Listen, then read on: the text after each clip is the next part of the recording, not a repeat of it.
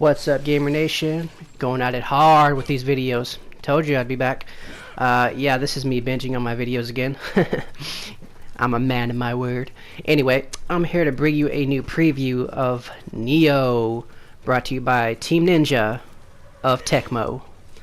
These are the same guys that brought you Dead or Alive, the Dead or Alive games, and as well as the infamously challenging ninja game, Ninja Gaiden, or Ninja Gaiden.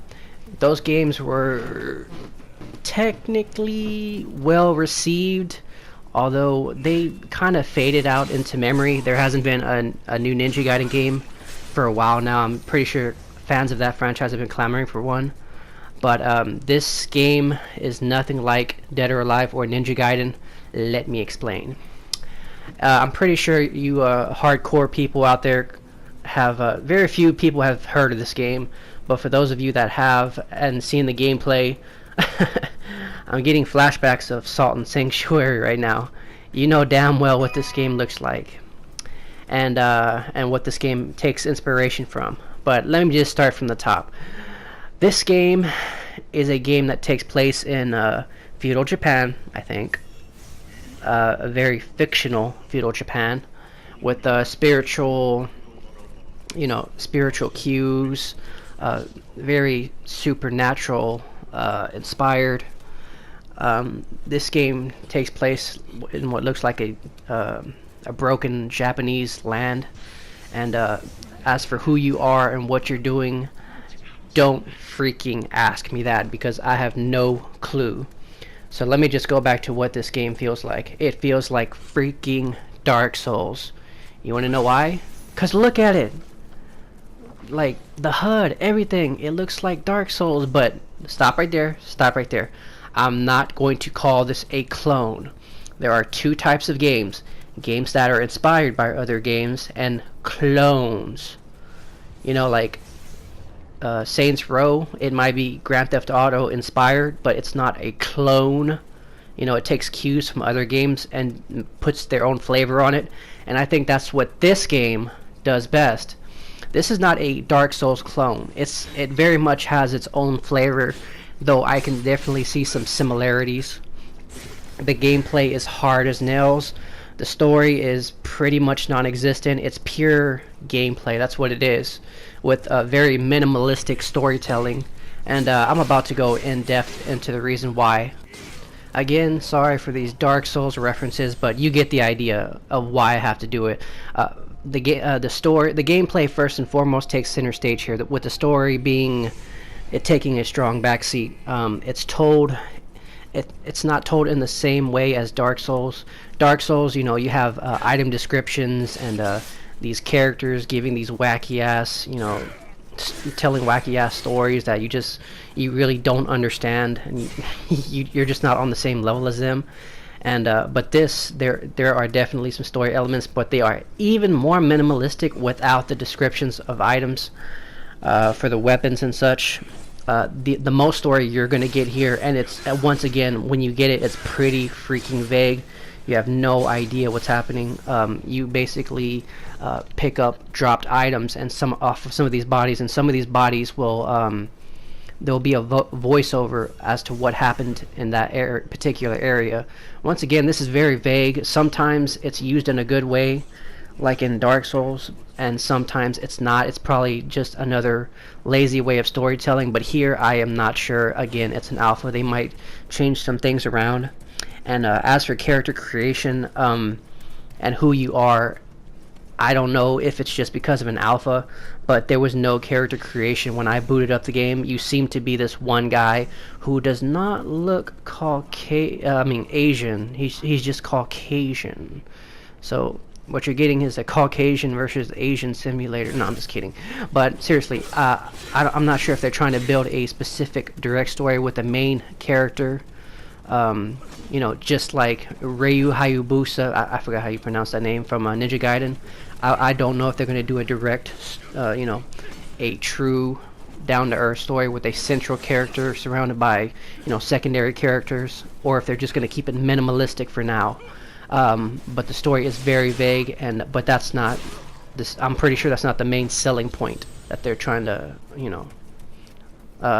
showboat here. As for the gameplay itself is excellent. I mean, like, down to the core, excellent. You could play through it like a hack and slasher, like Dark Souls. And yes, when you compare these two games, Dark Souls combat does kind of feel a little bit shallow. Not Bloodborne. Bloodborne's alright, but Dark Souls was definitely a hack and slasher. This game has like little, as far as I know, little to no magic to use, but there are abilities, you know, like applying water, fire to your sword and whatnot. But for the most part, 99% of the time for this demo, you're going to be using a melee weapon. Yeah, there's a bow in there too, but there are so many weapons, and they all have, and the system has so much depth to it that it just outshines the combat that I've seen in the Souls game.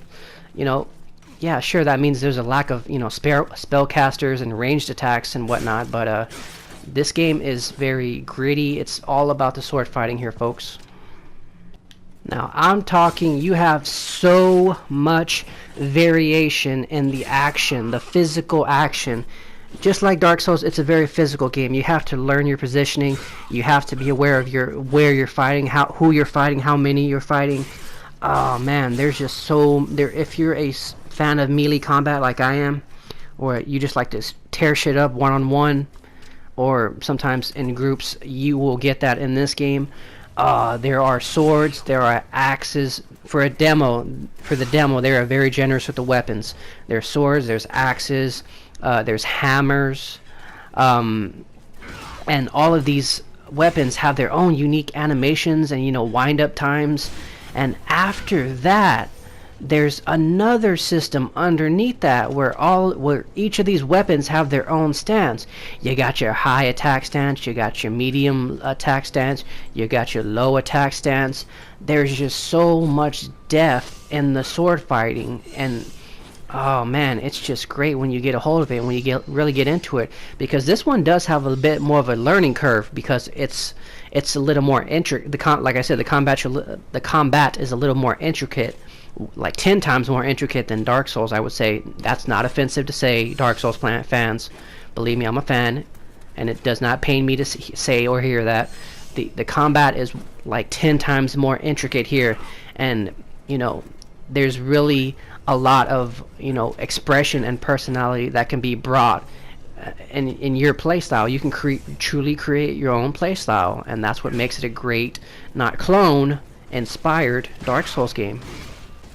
Now, if you need it spelled out for you, the two main strong points of the game that make it stand out and make it the game its own character is A, its combat, and 2, its presentation. I mean, the presentation here is, the levels look gorgeous. I mean, there's definitely an atmosphere here, but it's nowhere near as memorable, I would say, as the environments that you see in the Souls games.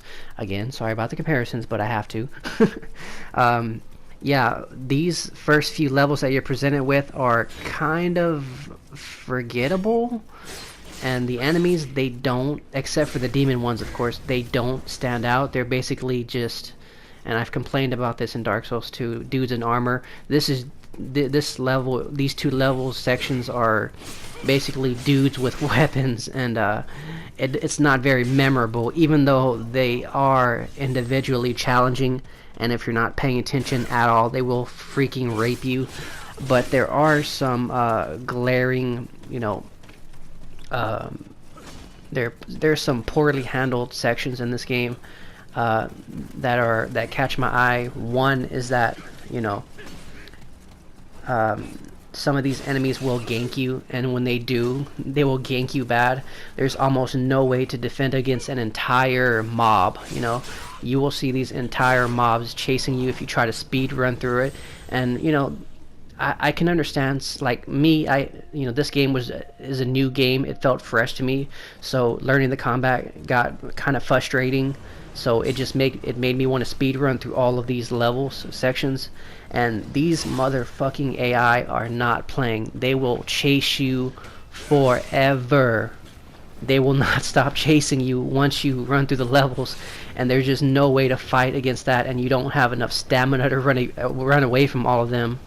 And it's just it has that Dark Souls element where some sections are just so frustrating, and sometimes it just gets so challenging that you just want to speed run through the whole thing. But here, unlike Dark Souls, it's sometimes more not of an option than there was in the Souls game.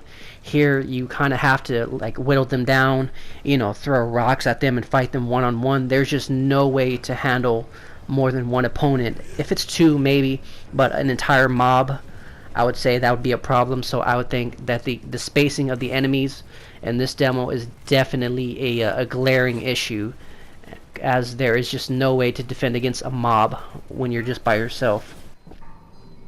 Aside from the enemy spacing, you'll be doing other things like, looking out for those callbacks to the Souls games, like, praying at altars or shrines and picking up your souls. I mean, Amida. But I keep going back to the Souls game, but I swear, the game has so much, personality by itself. Like, there are things I like enemies reacting to their environment, dynamically, little things like that really flesh out the game. There's a lot of if you don't like how your character looks, there's definitely plenty of armor options for him. You'll be able to physically customize him to your liking, which I like. It's very Asian oriented, and there's also the combat. Combat is regulated to mostly heavy and light attacks, but you can customize those attacks with alternate attacks and alternate styles to really further expand on the playstyle that you've created with the weapons you've chosen and the stances you've chosen, and this just adds more to that. There's some also other cool little ideas, like instead of seeing ghosts or the dead bodies of other players, you can summon the enemies that have slain them, or at least I think that's what it is, the enemies that have slain other human players, and actually fight them for armor and whatnot, and it just adds, it takes what has been and changes it up just enough to call it its own, even though I think it works.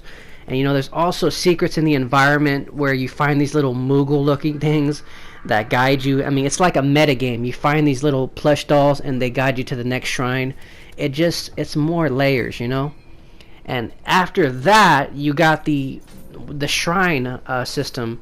It got blessings, it's got offerings, it's got visitor summons. I have no idea what the hell these systems do per se, because again, it's like Dark Souls, it's all very freaking vague.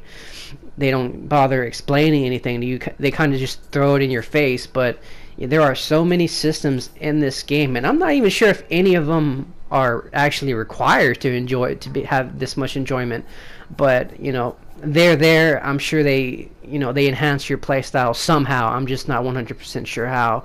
But that having a lot of systems in place makes for a deep game, and at least it means that the developers tried, to give the game depth, and that's what I see here. So that's a pretty good sign for us, for those of you who like that kind of thing. Like I said, people, to cap it all off, I really freaking dug this game. I didn't dig it because I thought it was just going to be another Dark Souls clone like Salt and Sanctuary. Don't get me wrong, I bought that game, I loved it, but it just had no personality of its own. Even though it did have that personality, it was not its own. It was everything felt very heavily familiar and borrowed. And this game, it truly takes what has come before and has pretty much become its own thing. I do think this game stands out on its own just fine with all the systems that have been set in place, and the visual Japanese art style, the fighting, it feels very much, truly like Ninja Gaiden meets Dark Souls. And that's what I want. I don't want rehashes in video games. I want either original IPs or games that take ideas and expand upon them. And this is what it feels like. It feels like a proper expansion of the Souls playstyle. And I just really applaud them for making significant changes as opposed to little to no change at all. Like Salt and Sanctuary. Again, I love that game. But yeah, this is a strong outing. This game is, for those of you who still have not, for some reason, put your hands on the Souls, Demon Souls, Bloodborne franchises, or Salt and Sanctuary, let me just say, you better get to freaking practicing before this game comes out, because this game is going to kick your fucking ass. Okay? Yeah, there's a lot of complexities, there's a lot of physicality, and there's definitely a lot of face-to-face combat. And if you're not into that kind of thing, or if you're a Ninja Gaiden fan, if you're a Ninja Gaiden fan or a Dark Souls fan, I would say definitely keep your eyes out for this one. I personally thought I got sick of this gameplay. I thought this game was gonna like just throw me over the edge. Like, oh, I'm done. I'm just so done with this gameplay. You know, as many of you have known, I have been kind of even fatigued by the Dark Souls formula. You know, I've played about 5 games of that formula, and I thought I got sick of it. But this game, it feels like it you know, an expansion, a true evolution of those games. It feels like, you know, this game could have been a true, you know, spin-off to those games developed by From Software, but it isn't. It's made by Tecmo fans and Team Ninja fans who really enjoyed that type of gameplay, and they just applied their own style to it, and I really applaud them for doing that. So, with that being said, that will be my preview. Updates to my channel, guys. I finished Dark Souls 3. I will be reviewing it in the next few days. There's, like I said, guys, time and effort. There's just not enough time and effort on my part to play all these games. There's an Alien Nation review coming up. Next week we got freaking Overwatch, and a few days later after that, next week is freaking Battleborn, and then Overwatch, and then after that it's freaking Uncharted, and oh my god, May is just a killer for me. But I will do it because I freaking enjoy this. That's why. Love you guys. See you next time. This is Heretic, signing out.